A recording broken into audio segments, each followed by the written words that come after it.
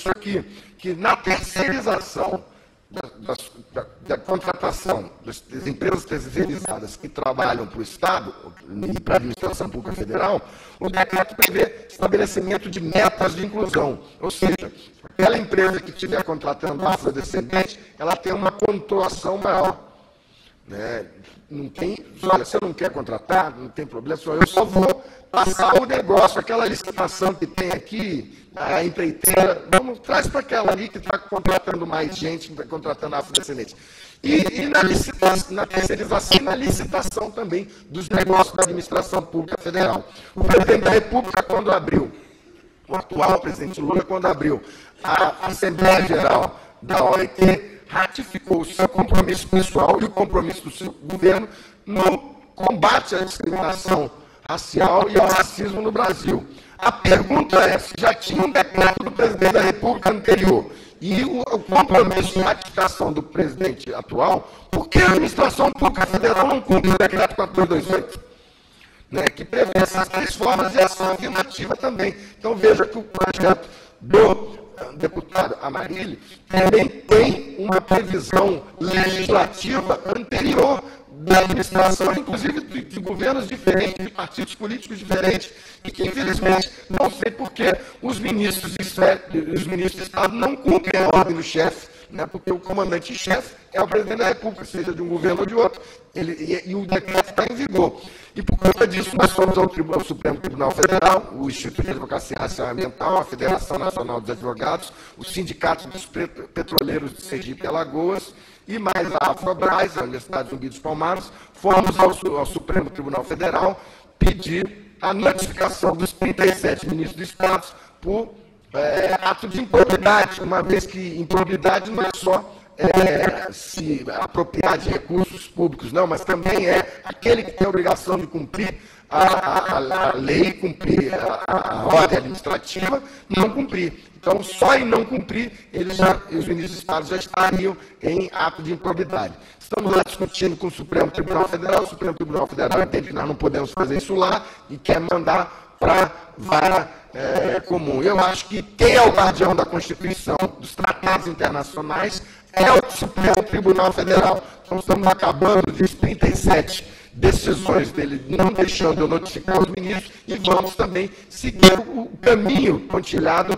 pela Simone Diniz, empregada negra que eu me referi. Vamos mandar as 37 notificações para a Corte da OEA também e fazer a denúncia do Estado brasileiro e agora também do plenário do Supremo Tribunal Federal, porque ele que tem a obrigação de guardar a Constituição e os tratados internacionais. Se ele se coloca na posição de não receber, entendo que também deva receber as restrições da Corte Internacional, e aí servir como exemplo a todo o judiciário brasileiro de primeira instância. No dia que o Supremo tiver um tipo de admoestação desse tipo, vai ficar muito mais fácil a gente ver todos os juízes de primeira instância, os tribunais, mandando muitas liminares a favor da inclusão do afrodescendente.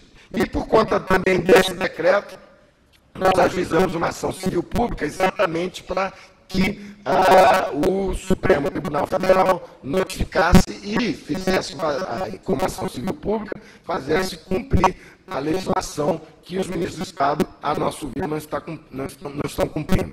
Portanto, são argumentos e subsídios que vêm em prol da cotas para o negro serviços públicos no Estado de Mato Grosso, porque já há uma legislação federal desde 2002, né, e que caminha no mesmo sentido. Né, e que não vem sendo cumprida. Então, já fico alerta também para que logo depois que seja aprovada a lei, se adote medidas drásticas de fiscalização do seu cumprimento, inclusive, se necessário for, indo às portas do tribunal para obrigar aqueles que têm obrigação de cumprir as leis que são votadas nesse Estado. Por fim, o deputado mencionou. Antes de falar disso aqui, eu queria falar da questão do evento que teve lá ontem no Rio de Janeiro, que na verdade é uma verdadeira gincana, né, de eventos que acontecem nesse mês de novembro. Então, ontem no Rio de Janeiro houve um evento com o governador do Estado, o Sérgio Cabral, a ex-governadora Benedita da Silva, várias autoridades, E o governador mencionou lá a possibilidade de anunciar já nesse dia 20 o estabelecimento de metas de cumprimento para a Secretaria de Educação. O governo vai incluir metas agora para cumprimento pela Secretaria de Educação, para cumprimento da Lei 10.639, que está ligado nesse sentido de buscar também as razões do porquê precisa ter esse tipo de cota. E de esclarecimento, e de se ver que aquele que está contrário hoje, na medida que ele mergulhar nos números e de estatísticos que são produzidos pela sociedade brasileira, ele vai enxergar que alguma coisa tem que ser feita. Talvez não fosse o melhor instrumento, talvez não fosse a melhor ferramenta, mas não apareceu nenhum outro.